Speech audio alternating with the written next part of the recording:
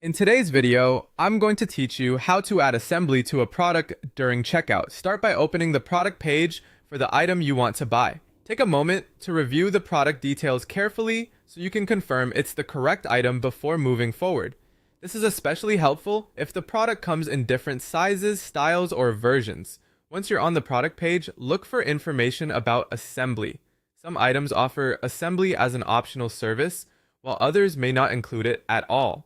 If assembly is available, it will usually appear near the purchase options or somewhere close to the area where you choose product settings. Make sure you read this section clearly so you understand whether the service can be added to your order. If you see that assembly is available, go ahead and select the assembly option. This step is important because the service will only be included if it is actively chosen before the item is added to your cart.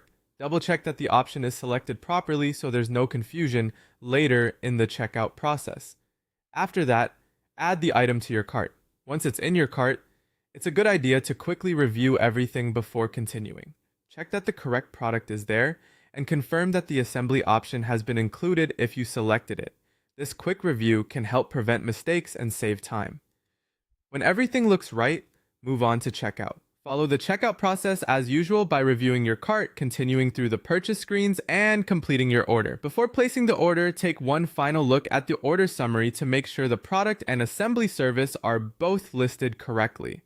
And that's it. By checking for assembly on the product page, selecting it before adding the item to your cart, and confirming everything during checkout, you can make sure your order includes the setup help you need.